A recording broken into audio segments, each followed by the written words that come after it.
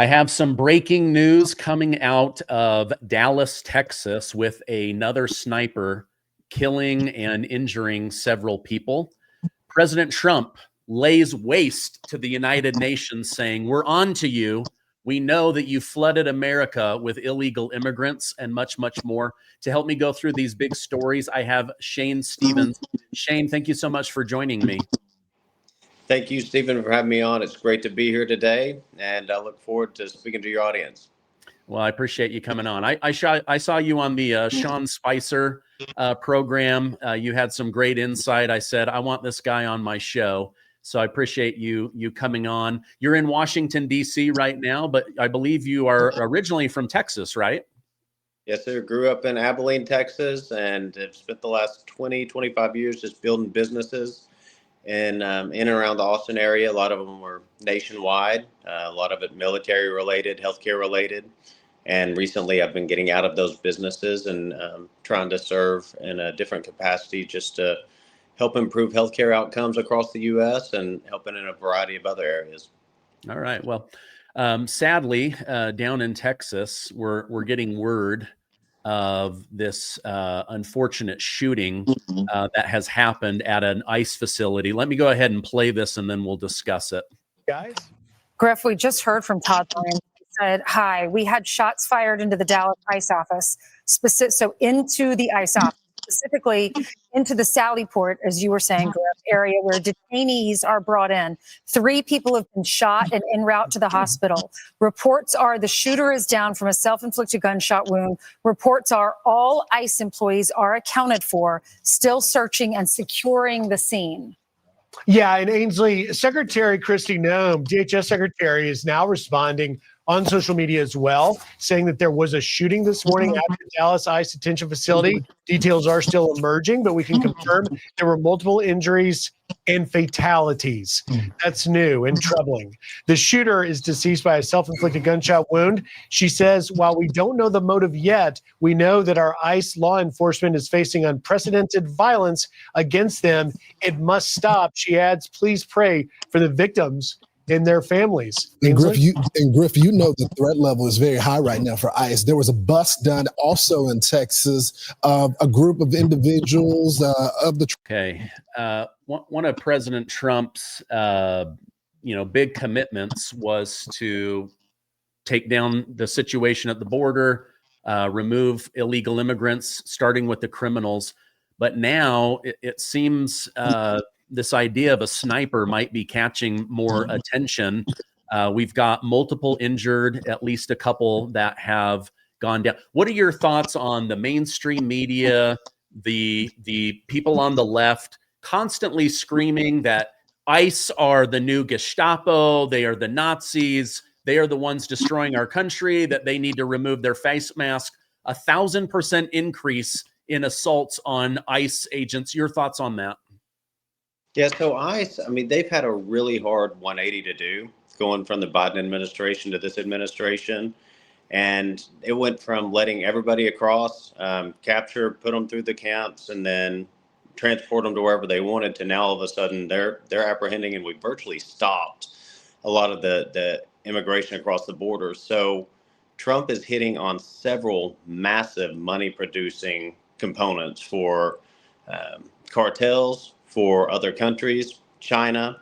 And so it's taking a ton of money out of their pockets. One, on sex trafficking. I think that's one of the biggest ones. Human trafficking, drugs. And so there's a lot of people that are going to be furious about this, because we're taking literally billions, if not trillions, out of illegal crime syndicates' pockets. So I don't know that it's just, a random, angry, upset person that's doing this. I think it may be more coordinated. But outside of that, these folks that keep doing, whether it was Charlie Kirk or shooting randomly into ICE, they're just cowards. They have no guts, no compassion, no courage. If you want to stand up for something, communicate, stand up for it and fight. This is a civilized society, and somehow we've got to get control of it. Yeah. And we'll talk about Charlie Kirk here in a minute, because he was like the master of let's sit down and have a conversation.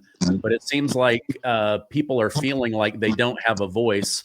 This is coming in from FBI Director Kash Patel. an attack on ICE agents. And now they're saying that they found rounds of the bullets. And it looks like right here, written on the bullet, anti-ICE. So I don't know why there's this new pattern of taking out enemies with gunfire, but then writing your anti, your hate speech on this bullet. Right away, the mainstream media, they're saying this is probably a right-wing Trump supporter with access to guns. What MAGA Trump supporter is anti-ICE? I mean, their narrative just falls apart as soon as any evidence comes out. Yeah, they don't exist. I mean, whether you go back to January 6th, they try and pin this negative stigma on Trump supporters and MAGA, or wearing a 47 hat, a 45 hat. And it really does, it's not there. It's good people. They're accepting, they're tolerant, they're peaceful, they're civilized. And when you look at those bullets, I think of a bunch of my military friends, retired military, and they would write on their bullets, and it was targeted towards their enemy. And I do think we're absolutely in a war of good versus evil. And I'm talking God versus Satan, and truly fighting evil. And the people that are doing that are certainly on the side of evil. We know in the end that we win, but right now we're really in the middle of a big war. And the problem is it doesn't necessarily have a face right now. We don't know who we're fighting. It's kind of guerrilla warfare, and we don't know where they're going to come from, who they are. We have no idea that we're their enemy and that they're willing to go to that extent. So we're at a war with a face that we don't know. Yeah. Within the last week, President Trump signed an order to make Antifa a terrorist group. He believes people like George Soros and others have been funding this anti-America, anti-capitalism movement, but it's very much geared with violence, causing fear, causing disruption, causing violence. And just over the summer, there were 10 known Antifa people that tried to break into an ICE facility, and now you've got somebody shooting anti-ICE bullets. But what do you make of the left saying this is the right? They're the ones they're the evil Nazis, they're Hitler, they're the Gestapo. But from my perspective, it seems like it's mostly the left that are vehemently going on the mainstream media, name calling, comparing us to the very worst of the worst, until somebody with mental health issues or other issues decides, I'm going to pick up a gun and take this into my own hands. They become the new Batman. Right. Yeah, I think it goes back. There's the book Rules for Radicals that was released, I think it was in the 60s. So I've kind of read the Cliff Notes version of it, but a big part of that tactic is to project onto others the evil that you want to do. So if you start to look at what they're accusing anybody of that's on the right path, and that can be President Trump, that can be any right-wing politician that's doing the right thing, they're going to attack them and accuse them of what they're doing themselves. So whether it's drug trafficking, whether if you look at right now, you've got Letitia James, and then you have Liz at the Fed Reserve. They're under investigation for mortgage fraud. Well, they accused Trump of something very similar, of saying that he falsely inflated the value of one of his homes or investments, went after him falsely. But to me, it's when they start accusing people of something like that and going after them for that, they're basically telling on themselves. To the point that I 1000% believe that they're just projecting what they're doing. And I don't know if it's ignorance or guilt or what, but when they do that, we should just look into them because they're doing it. Yeah. You've got people over on the left saying it's time to tone down the rhetoric, cool things off, quit being so hyperbolic. And then you have Governor Gavin Newsom go on the Stephen Colbert show. Listen to what he had to say, and you tell me if this is cooling things off. That's happening in the United States of America. Masked men jumping out of unmarked cars, people disappearing, no due process, no oversight, zero accountability, happening in the United States of America today. People ask, well, is authoritarianism, you're being hyperbolic? We're being hyperbolic. If you're a black and brown community, it's here in this country. And so I'm deeply proud that I had the privilege of signing the nation's first bill to address the issue of masking. Also to require you have simple identification, to your point. I mean, if some guy jumped out of an unmarked car in a van with a mask on, tried to grab me, I mean, by definition, you're going to push back. And so these are not just authoritarian tendencies. These are authoritarian actions by an authoritarian government. You saw what Stephen Miller said last week.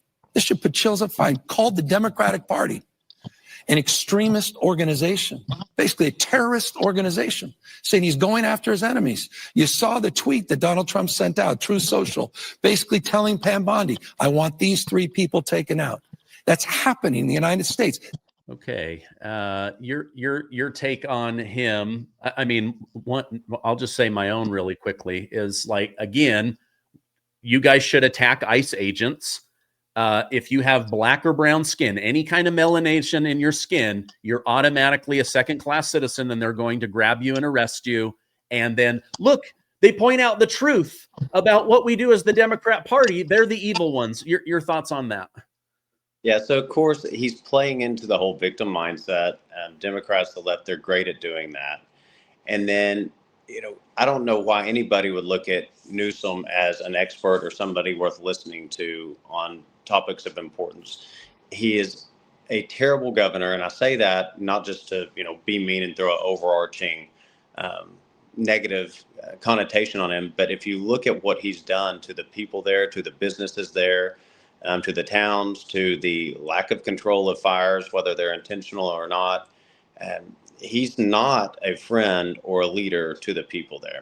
And I've talked to plenty of Californians about it, even folks that are kind of in the middle, not necessarily hard leaning one way or the other.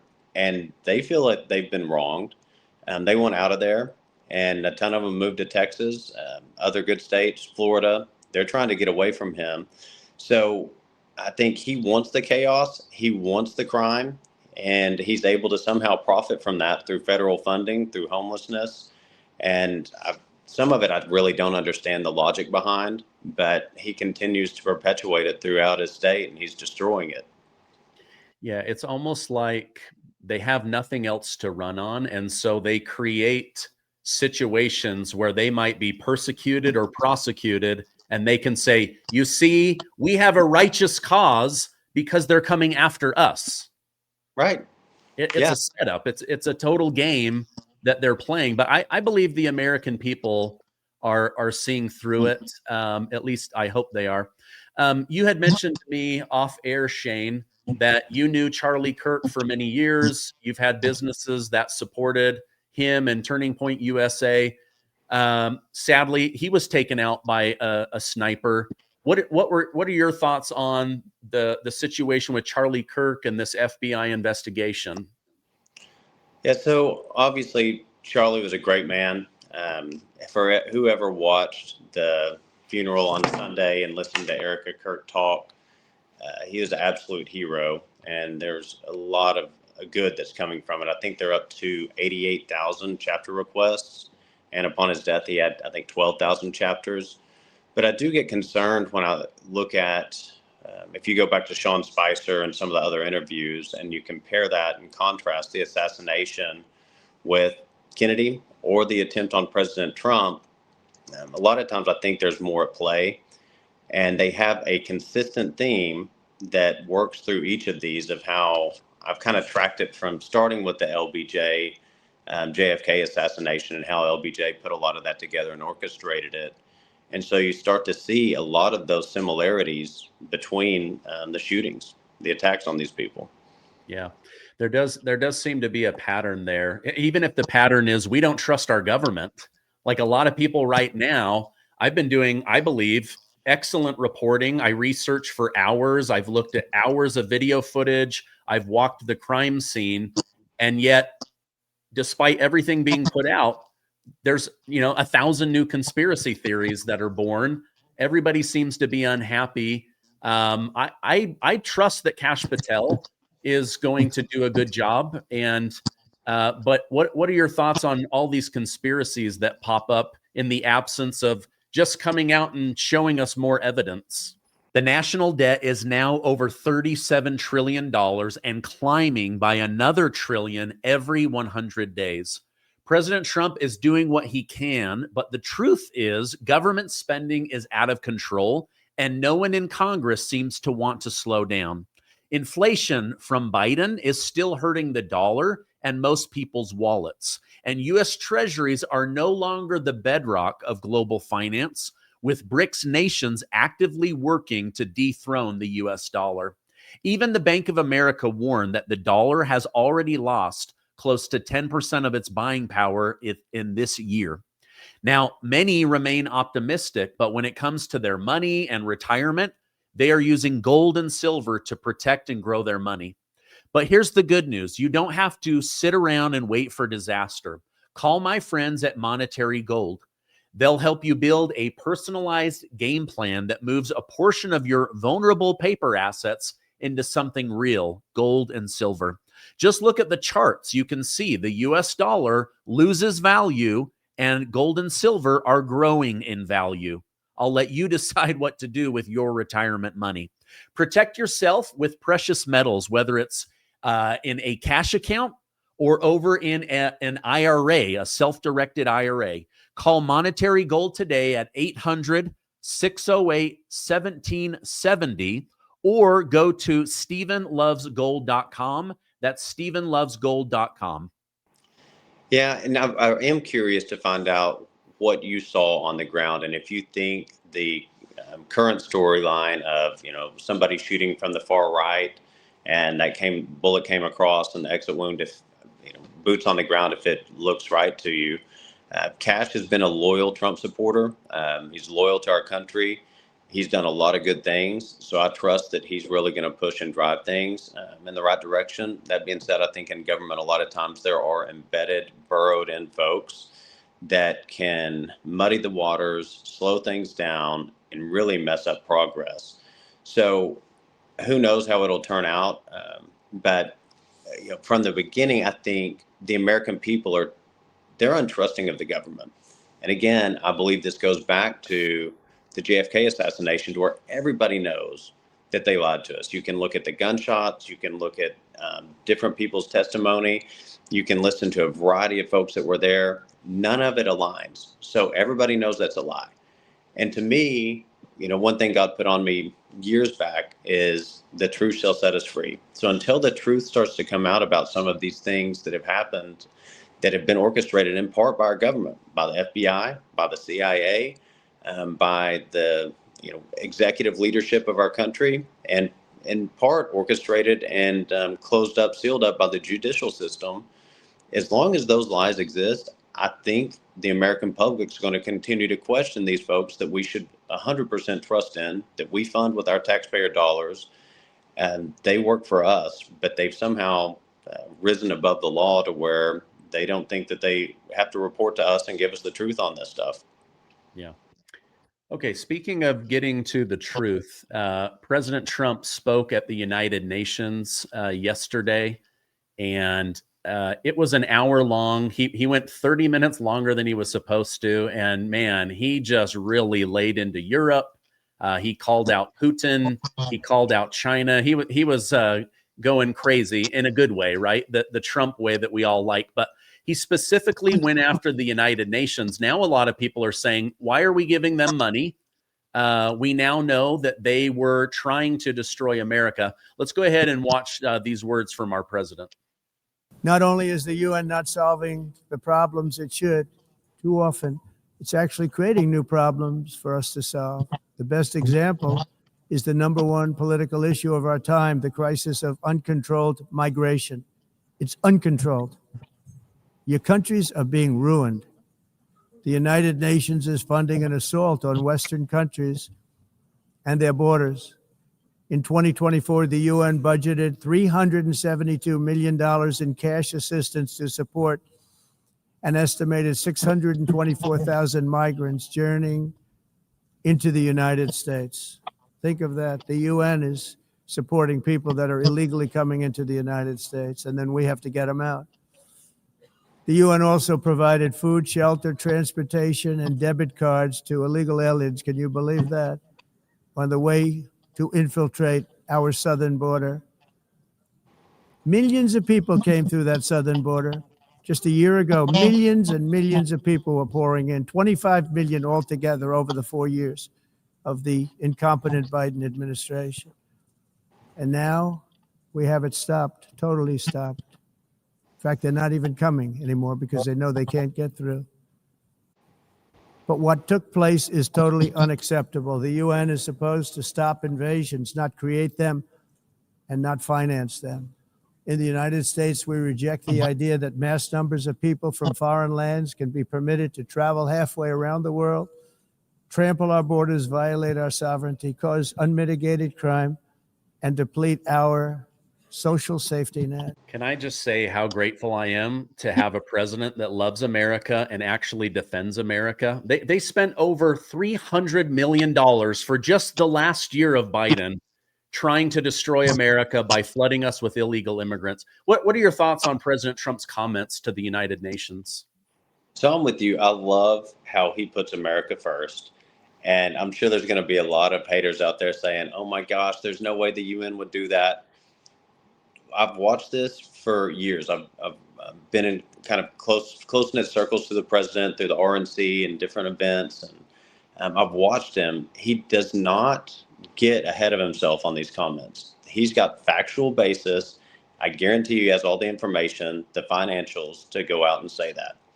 So one, it's fascinating that we've been funding and overfunding a group that's ultimately working against us, which we continue to do that as a country. The left, the Democrats, they have figured out how to utilize, I think, World Bank, UN, USAID, multiple agencies. And I think Soros was involved in some of this. I thought Soros was the one giving them the gift cards and the cell phones. I did not realize until just now that it was the UN. Yeah. But they figured out how to use US dollars to work against us, to push their agenda forward, which is brilliant if you look at it on the surface level. I mean, it truly is. And if we get lose our morals and lose our integrity, then maybe we could be on equal footing. But until then, we just have to play defense, and we've got to look out for these schemes and be smart to what they're doing. So I'm glad he's calling them out on it. Good to get ahead of it, and I'll be excited to see how it wraps up. Yeah.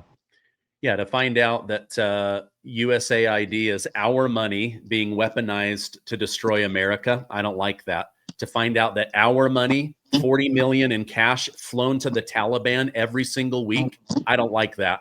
Finding out that nearly $400 million went to the United Nations. Why? So that they can flood our communities with criminals, illegal immigrants, people that should have come in the proper way. Really makes my blood boil. So I'm just grateful to have an administration and a president that sees the value in that. I want to go over one final story. I appreciate you coming on. So before Charlie Kirk passed, the big story was DeCarlos Brown Jr. in North Carolina killing Ukrainian immigrant Iryna Zatruska on the public transportation. Ends up, stabbing her in the neck multiple times. Then we find out that he's been arrested 14 times prior. Why was a criminal allowed back on the streets?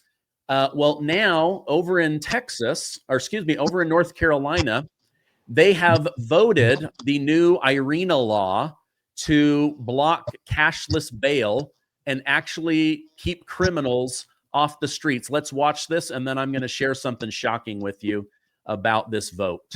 We begin with breaking news out of Raleigh tonight. In just the last few hours, North Carolina lawmakers voted to pass the newly filed and highly anticipated Iryna's law.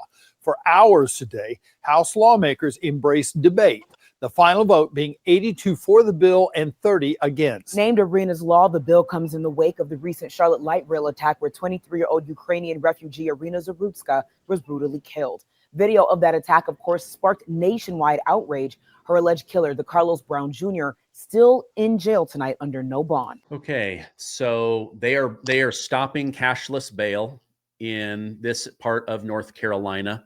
What was shocking to me wasn't that 82 people voted to block that, but that 100% of the 30 that wanted to keep that were Democrats. How is the Democrat Party the party of kindness when they are voting to keep dangerous criminals on the streets of America? Yeah, there's no rationale behind it. I mean, the duplicity in what they do, how they vote. They want to try and help all these illegal immigrants, yet they kill babies, kill the unborn through abortion.